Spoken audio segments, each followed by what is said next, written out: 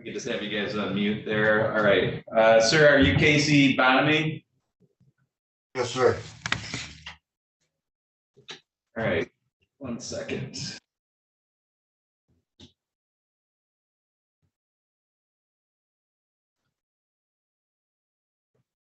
Okay, we're on the record in People versus Casey Bonamy. This is case number 216097. The record should reflect Mr. Bonamy's present by video from Otsego County Jail.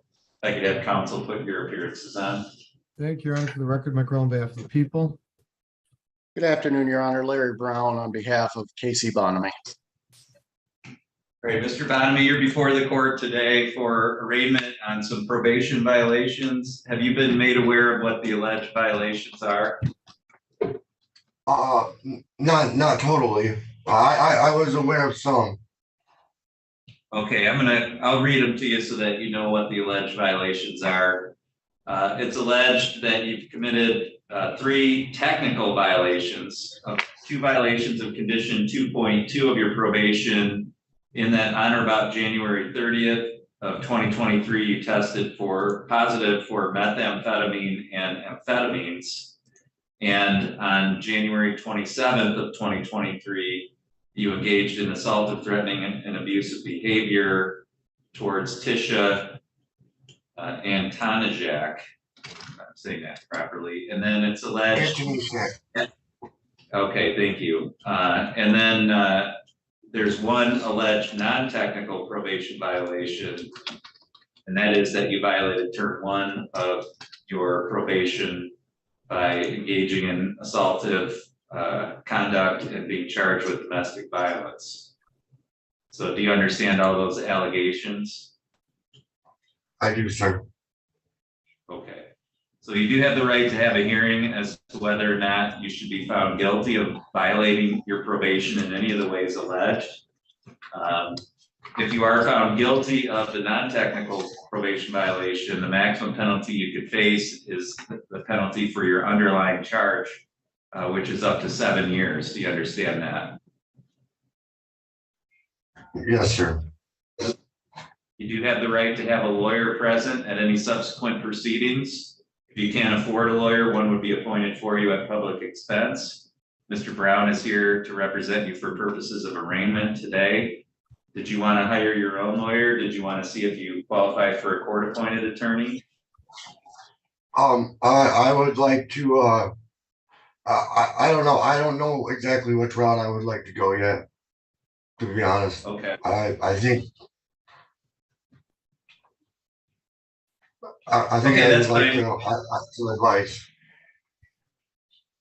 Yeah, I think that's a smart decision. I'm going to refer your case to our court-appointed counsel administrator, Mr. Gilo. He'll screen your case to see if you're eligible, and if you are, then he'll appoint an attorney for you. If you decide you want to hire your own, then you can go that route as well. Yes, sir. Okay. Mr. Brown, did you have any opportunity to speak with Mr. Bonamy today? I did have a brief opportunity to speak with him. Okay, did you talk about how he wants to plead? As of this moment, Your Honor, we're going to ask the court to enter a not guilty plea. Okay, so Mr. Bonamy, the court will enter a not guilty plea on your behalf with all 4 of the alleged violations. And then we'll set this matter for a hearing at a later date so that you have an opportunity to speak with an attorney prior to that hearing. In terms of bond, Ms. Davis or Mr. Rolla, do you have any input as to the amount of bond pending that hearing? Your Honor, he has been an absconder, stopped reporting to probation since March of 2023. So due to the positive drug screens, the assaultive behavior, and his absconding from probation when the bench warrant was issued, I'd ask for a high cash surety bond. Thank you, Mr. Rolla. Anything you wanted to add to that? Judge, I would concur. I think at least a $10,000 cash or surety bond would be appropriate. Thank you, Mr. Brown. Anything on behalf of Mr. Bonamy? Your Honor, he's a local resident. He has been. I don't think he's any. As far as the absconding, he is around the area. He informed me of some things I won't go into on the record. However, he does acknowledge that he has some sort of an addiction, and he has basically wanted me to essentially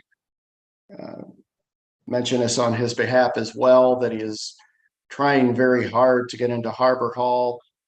He does have a bed, he informed me, that available for him Tuesday as an inpatient resident. He knows he needs help. He's seeking that help. I would ask the court to take that into consideration.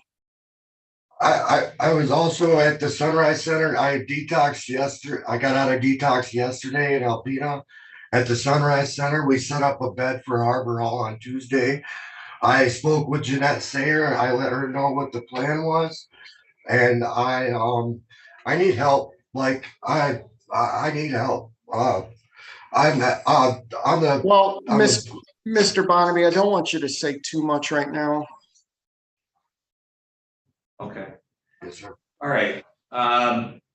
First of all, I think the bond recommendation is appropriate, given the amount of time this warrant's been out. It's been out since February of 2023, and the fact that it involves assaultive conduct. Mr. Bonamy, I will say though that if you can provide some kind of confirmation that you have a bed available and when that it will be available, and I mean written confirmation from the facility.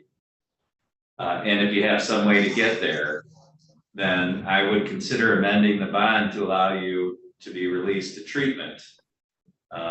Because I agree, I mean, I'm familiar with your case. I think probably do need some help with what's going on. And I'm not. I need them all to wear each other. Oh, I'm sorry. We'll worry about that part of it later. I think right now, the only reason why I would allow you to be released would be to go directly to an inpatient treatment facility. And I need to have some confirmation so that I know that's where you're going to be going, okay? Yes, sir. Yes, sir. In the meantime, the court will set bond in the amount of $10,000 cash or surety. And we'll set it for a hearing, and then if there's a treatment component of this, then we can adjust the hearing date based on that. Ms. Davis, anything further that we need to address from probation side? No, Your Honor, thank you. Mr. Brown? Nothing further, thank you. Okay. All right, thank you. That's all for this hearing today. All parties Sir? are free to yeah, I have one question, if you don't mind, sure. Your Honor. If I post my bond, can I still go to Harbor Hall? Absolutely. Okay. Yes, definitely. Okay. I think that's what you should. That's what I need it. I want it and I need it. And Your Honor, if then I could add, Casey, if you do post bond and you do check into Harbor Hall, you need to sign a release and be in contact with me. Yes, ma'am. Thank you. I'm sorry for not contacting you. Okay, thank you. That's all for today. Thank you. Thank you, Your Honor.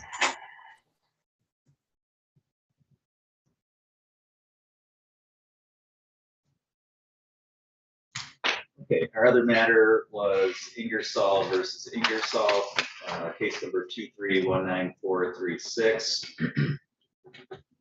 That is respondent's motion to terminate a personal protection order that was set for hearing at 2 o'clock. It's now 2:10.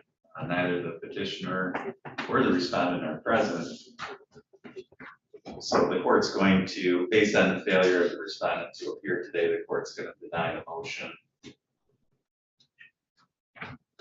And no further scheduling on that file.